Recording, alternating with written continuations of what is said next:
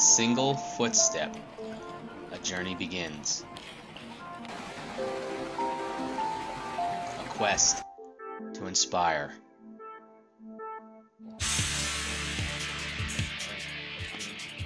Through relentless persistence for a common goal.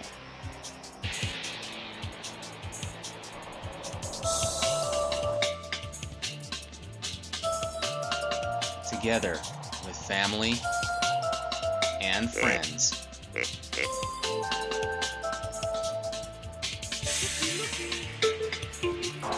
That goal, ultimately, to achieve success. Okay.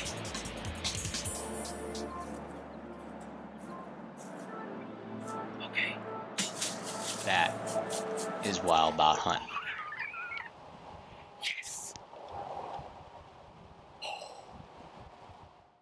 This segment of Tech Tips brought to you by J&D Archery Shop, your place for all your archery needs. Hey, and welcome to this week's Wild Bout Huntin' Tech Tips segment brought to you by J&D Archery. Back here with our good friend Jack Overton. I'm Dennis Gantz with Wild Bout Huntin'. Today, we want to kind of touch base a little bit on following with what we've been doing over the last several weeks with getting you set up with your bow is broadheads and how you match them up to the arrow that you're going to be shooting as far as the weight, the style of broadheads, the different types are out there, and even with our practice points as well. Right. So let's talk a little bit, Jack, about the different varieties that are out there first and show everybody what they have. All right, you have a fixed blade broadhead. That blades are fixed on there. Once you get it set, that's where they are. Okay. Here is one style of expandable broadhead. All right, and with this one, I noticed there's like a rubber band around O-ring. An O-ring they call that. Mm-hmm. And when it goes in, the O-ring pops back and the broadhead opens Deploys up. the blades. And you got about 1 5/8 cut. Okay. Here's another style, a Rage 2-blade broadhead. And this one has an actual blade, fixed blade on the tip. Right. And then you have two expandables. Two expandables that expand on impact. Right. Okay. And when that opens up, it's about a 2-inch cut. Okay. All right. And then what we're practicing with is a field point. Okay. And that's based. And there's actually the thing that you'll see with a lot of the expandables out there today is they will send an actual practice tip that's similar to the expandable broadhead that you're going to be shooting in a hunting situation that you can practice with and not have to use your broadheads. Then what's the difference or the benefits about a fixed blade as opposed to an expandable? Expandables, you get a bigger cut.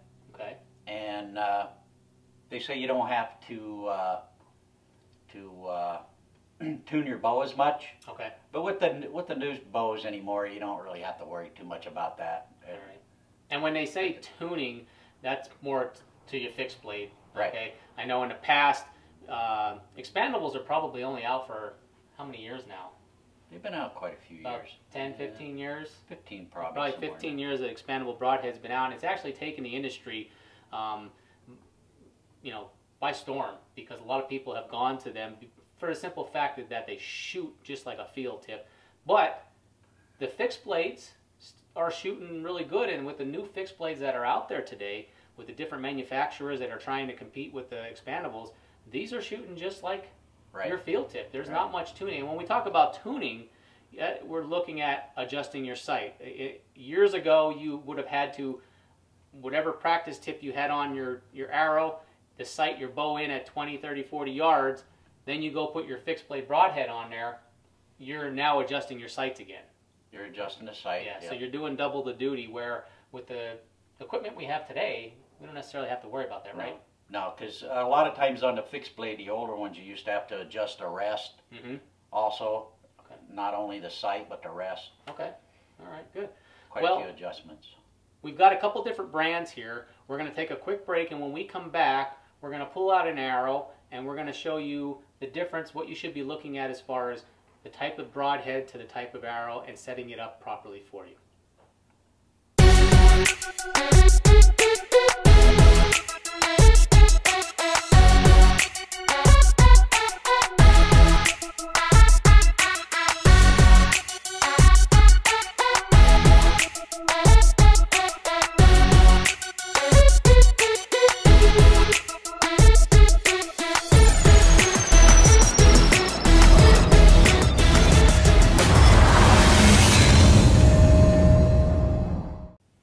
Welcome back. Before we left for break, we were talking about the different styles of broadheads and practice points that are out today. All right. What we want to do now is we want to match that up to the arrow that we're going to be shooting, whether we're target practicing or going out to hunt. All right. So what we've got is we've got a carbon arrow here. This is a PSE Bow Madness arrow. All right, and it's spine weight 200. Okay, so we want to keep that in mind. And you want to also pay attention to the grain tip that you're going to be shooting. If you take notice to this tip on here, it's a very small practice tip. This is actually a 75 grain weight practice tip. And if you take a look at it right here, this one that I'm holding in my hand is a 100 grain. So you want to make sure, and they're very identifiable. Right. Okay, so you'll be able to tell if you've got the wrong tip on there. One, because it's going to shoot differently. All right. If you've got a heavier grain tip on there, it's going to shoot lower than your 75 grain if that's what you've been used to shooting with. So pay attention to the practice tips first and foremost when you're sighting that bow in and getting it dialed in before you go to your broadheads. Now, once we go to the broadheads, we want to pay attention to a couple different things. And what is that? The weight. Okay.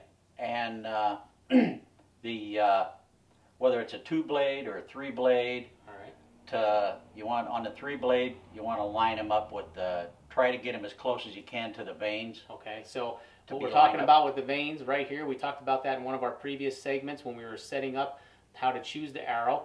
And the reason we do that is because you're lining the veins and the blades up on the fixed blade for the simple fact that we're looking at that spin again, right? Right. Okay, so that's going to help that arrow fly as true as it possibly can and not have to worry about retuning that bow. Right. All right. So when we do that, we're going to take our practice tip off of here, and they screw out really easy. Jack, I'll let you have the honors with that one. And you screw them in and line them up. Oh man, that lined up pretty good. line it up with the veins. All right. With the blades, and if you need, they make washers and O-rings to put between the arrow and the broadhead to give you a little bit more leeway, a little more play. So you've got adjustability there that you can do. Now the one thing I guess you want to keep in mind with that is that may add just a tad bit of more weight to the arrow when it's flying. So you may have to slightly adjust your sights if you have to put an adjustable O-ring in there to be able to line your blades up with your vanes. But that is key to make sure this arrow flies true. Right. All right. So there we have it. And then we got lucky here. We didn't have to put a spacer in. This one lined up pretty good for us. All right. So the next type of blade that we have, Jack, I'll let you take that one off. We're going to go with a mechanical broadhead. All right. And like we were saying earlier, the nice thing with mechanical broadheads is they fly just like your field tips. And actually some brands, most brands out there, are going to give you a practice tip that looks just like the one that you're going to be hunting with to use when you're practicing. And as you can see, we've got this style on here, and all you're doing is screwing that in just like a field tip. We don't have to worry about lining up the vanes or the feathers on this one because all the blades are closed. So it's just like a style tip like this. It just looks a little bit different, but it's not going to affect the flight of the arrow at all. We don't have to worry about spin and whatnot between here and there. The vanes are going to take care of the spin, right? Right. Okay, so there you have it, the different types. Now, how many, we were talking about grain weight before, all right? Let's say I'm hunting whitetail deer. What's our typical normal grain for an arrow, a broadhead, when I'm hunting whitetail deer? 75 grain, 100 grain, or 125 grain. Okay. Somewhere in that area. All right. And most people in North America and wherever, whitetail is probably one of the most popular animals that they love to hunt. So that's your common. If you're going something a little bit bigger, let's say we're going for moose, elk, grizzly bear, what kind of a tip are we looking at for that then? Probably 100 or 125, Okay. somewhere in that area. All right, yeah. Something a little heavier. Yeah, we want to make sure impact is key, especially on those Right. bigger animals, especially if we're hunting bear. Impact is key. We want to make sure that it's going to penetrate and do the work that it has to do to harvest that animal. All right, folks, Jack, if anybody has any questions, how can they get in touch with you here at J&D Archery? Call me at 570-455-1798. All right, and when we come back, we'll fill you in on what next week's tip is going to be. There's something new in the woods. Bucks and Beards Scents.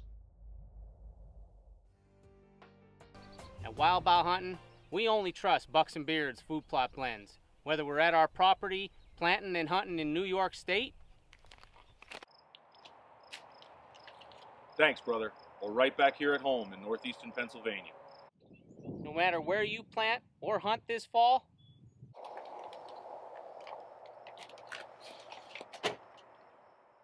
Your deer deserve the best nutrition.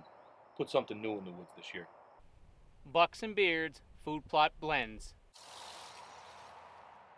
So order yours today at www.bucksandbeardscents.com. Tell them the boys from Wild Bout Hunting sent you.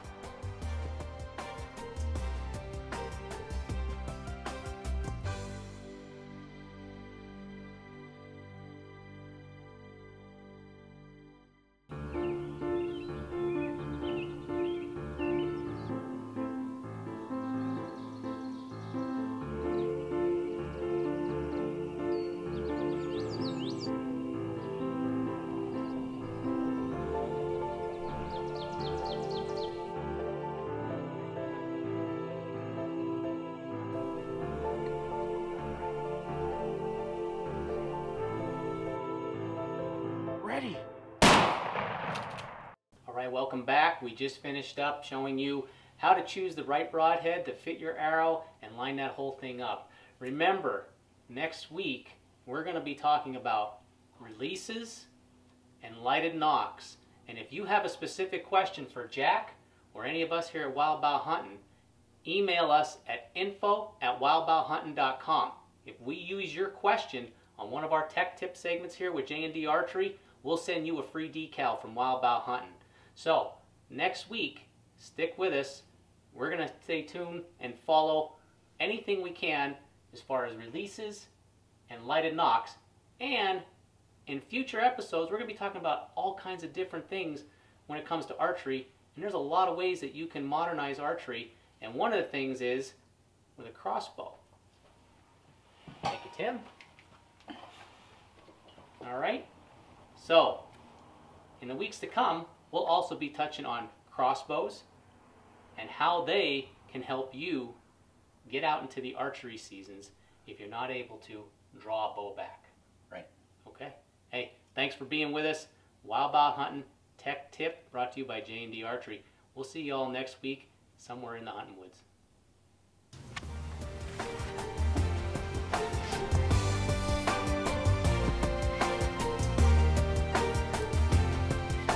Hey, and welcome to this week's Wild Bout Hunting Tech Tip segment, and Tech Tip segment, and Tech Tip segment, and Tech Tip segment. Thanks for being with us. Wild Bout Hunting Tech Tip brought to you by J&D Archery. We'll see you all next week somewhere in the hunting woods.